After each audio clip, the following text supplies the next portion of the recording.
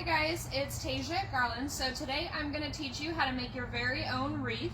The only thing that you'll need to provide is a pair of pruners. I love my ARS pruners that I got here at Garland. Your kit will come with a 12-inch wreath frame, wire, a variety of cut greens, especially you'll get a lot of noble because that's kind of the bread and butter that we'll use. You'll also get a beautiful red bow to put on your wreath at the end. And then we'll include a couple handfuls of pine cones if you'd like to use them to decorate your wreath as well. Okay, let's get started.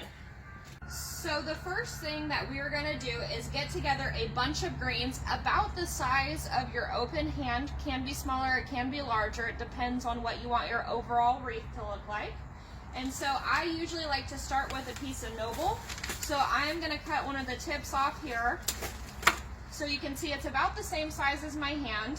And so I'm going to start with that as a base, and I'm just going to start adding collections of pieces that I think will make a really nice bunch of greens. And you'll want to create something that you'll be able to replicate over and over.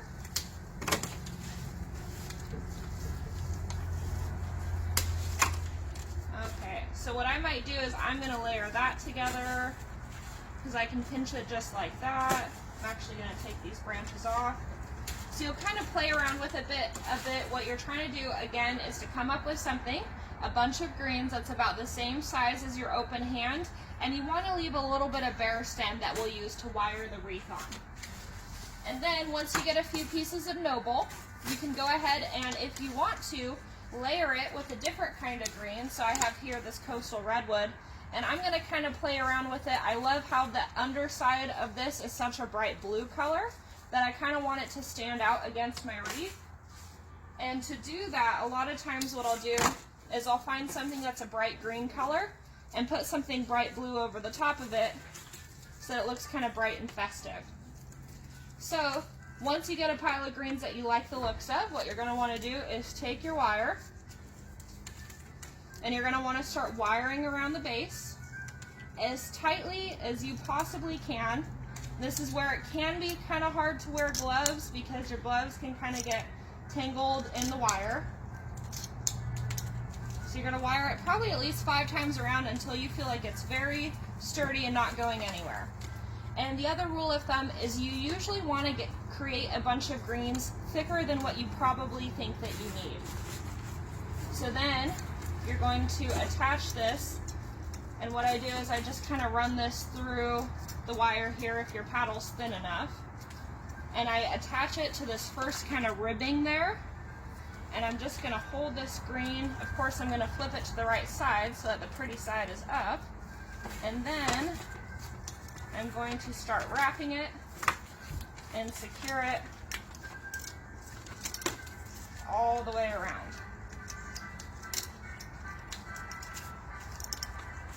Okay, so once you have that first piece secured, you can kind of fidget with it if you need to, like I'm doing right here. I'm going to create the exact same handful of greens, and I'm just going to end up layering it all the way around your wreath. Now I like everything to be symmetrical, so I'm going to do the same bunch of greens. If you wanted to, you could choose 2 different layering options and alternate between them. It'll just come up to your own personal preference on how you want to do it. Okay, so then once you have your second bunch of greens ready, what you're going to do is you're going to set it down probably about 2 to 3 inches below your first bunch. I'm just going to hold it by its base right there. I'm going to pick up the wreath wire in both hands, so I'm just hugging it right now. And then the wire is still attached. I'm just going to run it up and over, and I'm going to start wrapping as tightly as I can around this new bundle of greens.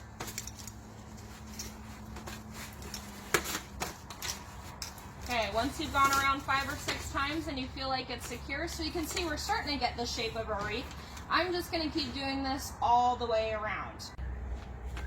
So as you start going with your wreath, you'll kind of get into a rhythm. Like here I found out that I'm layering 3 pieces of noble together to make each of my clumps, 1 piece of grand fir, and then 1 piece of this coastal redwood. So you'll kind of get in the hang of it and just keep going all the way around your wreath, and I'll check back in when we're almost done.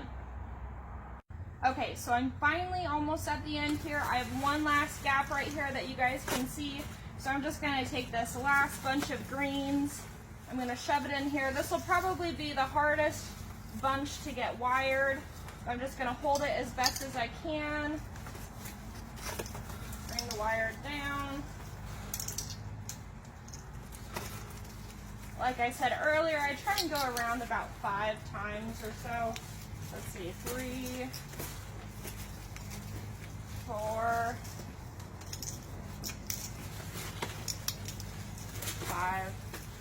And so what I'm gonna do here in the back is I kind of do something different every time I make one of these wreaths, to be honest. I'm gonna cut probably 4 or 5 inches off, and then I'm gonna figure out some way to loop it around this wire. I've never had a wreath come undone, so I don't think you have to think too hard about it. I usually just start looping it through part of the frame here.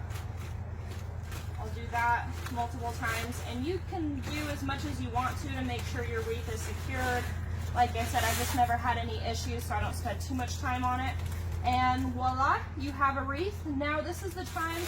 So the blue and green I added in here, I think give it kind of a nice woodsy look, but it doesn't add too much color. So now you can also go back, and if I wanted to, say if I wanted to include some of this color, which I didn't include earlier on, I could go through and find a piece and figure out how to tuck it in and see if I want a little bright pop of yellow.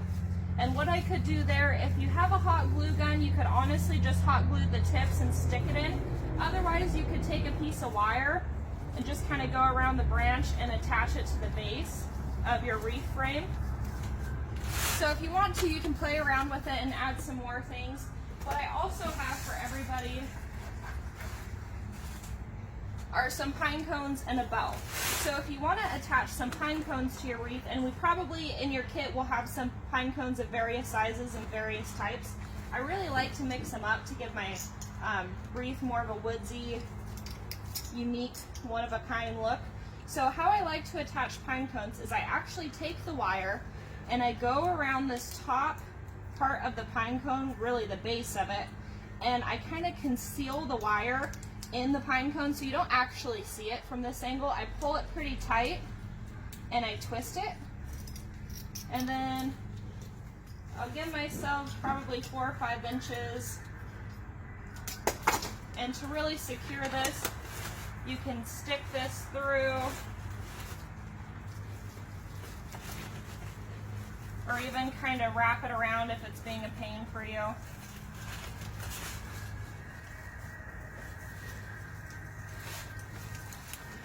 And secure it on the back, so then you can kind of just do a twist tie and twist it around and tuck the end back inside of the wreath. So then you can go around, you can add more greens if you want to, you can add pine cones, and then at the very end, everyone has a red bow if you'd like to attach it. The wires should be sticking straight out, and what you'll do is you want to pick the section to be, usually bows go in the bottom of a wreath, but it could go at the bottom or the top. So I just pick a section, I try and stick it through the middle there, and then I come around this back side, and I just make sure that it is looped through and around this frame here, however you make it work. And then I twist tie it, stick it back in. You can twist the bow a bit if you need to. And voila, you have a beautiful holiday wreath.